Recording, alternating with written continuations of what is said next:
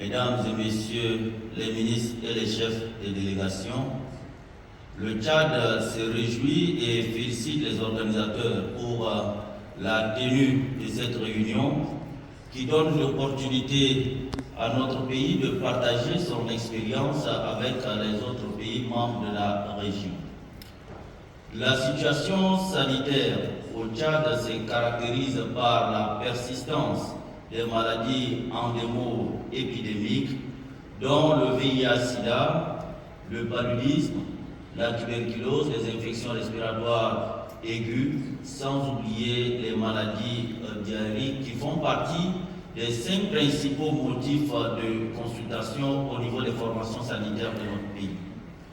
D'autres maladies non transmissibles telles que la malnutrition, les traumatismes, les maladies cardiovasculaires et métaboliques prennent davantage de l'ampleur ces dernières années.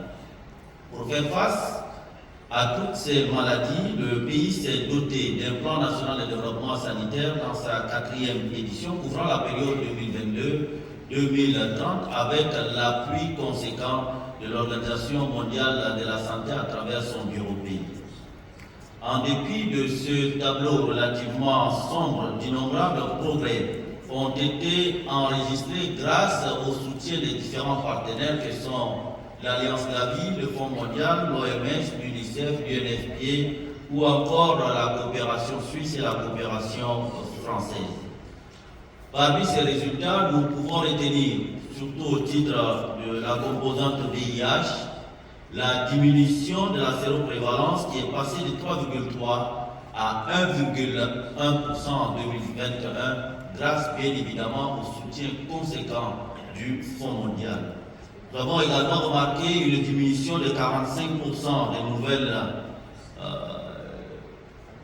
des nouveaux cas, 61% de diminution des décès en 2021, mais également 42% de diminution des cas relatifs à la discrimination. Au sujet de la PTME, nous avons enregistré un taux de dépistage qui est passé de 25% en 2013 à pratiquement 89,2% en 2021. Tout cela grâce bien évidemment à l'appui conséquent du Fonds mondial, mais également de l'OMS et des autres partenaires.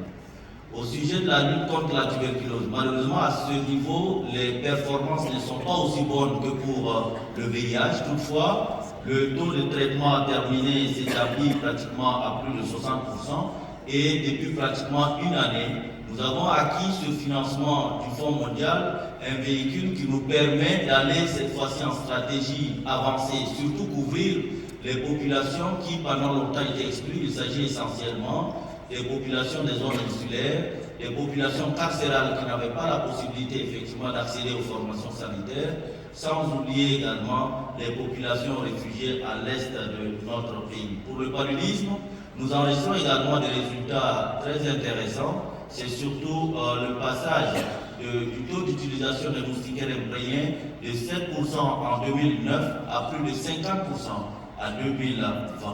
Au titre de la qualité des soins, là également des performances assez intéressantes ont été enregistrées dans 31 formations sanitaires dans le district sanitaire de Bongor. Cela a été déployé essentiellement par l'ONG JHPIEGO grâce au financement une fois de plus du Fonds mondial.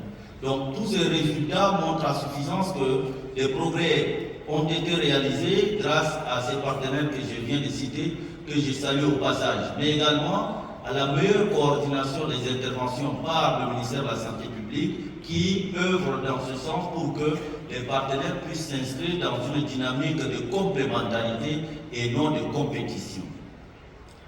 Quelles sont les principales stratégies que nous pouvons partager avec les autres pays? C'est que le secret qui nous a permis d'atteindre tous ces résultats, c'est essentiellement le renforcement de la surveillance de la santé à base communautaire à travers le déploiement des agents de santé communautaire. Ce sont en réalité ces agents de santé communautaire qui ont permis d'atteindre ces principaux succès et ces agents ont été pour le VIH par exemple puisés au sein des organisations de la société civile mais également de quelques victimes. Nous avons aussi mis en place une autre approche, c'est celle des prestataires amis qui fait que du médecin jusqu'à l'agent de santé communautaire, chacun cherche où se trouve l'autre pour pouvoir atteindre les différents objectifs qui lui ont été assignés dans la journée. Il y a bien évidemment le renforcement également en ressources humaines. Il faut dire à ce niveau que pour que le Tchad puisse atteindre ses objectifs d'ici 2030, il lui faut normalement 22 000 agents, toutes catégories confondues. Mais malheureusement, à ce jour, nous comptons 10 524 agents, soit à peine la moitié. Et vous imaginez qu'avec ça, il n'est pas évident que nous puissions atteindre l'essentiel des objectifs d'ici 2030. Il y a également le dépistage actif à travers ce camion mobile que le Fonds mondial a bien voulu mettre à notre disposition, mais malheureusement, il n'est que l'unique camion. Si on avait 2, 3, je suis presque certain qu'on pourra, en termes d'équité, couvrir toutes ces populations marginalisées, vulnérables et qui malheureusement n'ont pas assez de points d'action. Pour finir, je voudrais juste attirer également l'attention du Fonds mondial sur un certain nombre de points qui nous paraissent assez importants. C'est la flexibilité dans le décaissement des ressources après la signature des subventions. En général, le temps est relativement long. C'est aussi la possibilité de nous trouver les ressources nécessaires pour mettre en œuvre les recommandations issues des missions d'audit et des revues qui sont conduites. Parce que généralement, il y a des activités qui doivent être mises en œuvre, mais malheureusement, les ressources ne sont pas planifiées. Il y a aussi la flexibilité quant à la qualité des pièces justificatives qui sont fournies par le pays pour ne pas qu'on se retrouve en face des dépenses inéligibles. Donc, en somme, il va falloir encore davantage de ressources pour le Tchad afin de lui permettre de redonner le sourire aux réfugiés soudanais, également de redonner le sourire à la mère et à l'enfant, parce que je rappelle encore qu'on a un cas de décès maternel par heure, sans oublier les populations marginalisées. Je voudrais conclure en disant qu'il n'y aura pas d'amélioration des indicateurs de santé tant que les pays sont en insécurité, comme le Soudan, comme le Tchad, comme le sud de la Libye. Donc, il n'y a pas de santé sans sécurité. Il va falloir que nous puissions tous œuvrer pour qu'il y ait la paix dans tous ces pays afin qu'on puisse réfléchir réellement sur la santé. Il faut une solution donc holistique qui puisse prendre en compte tous les domaines. Je vous remercie.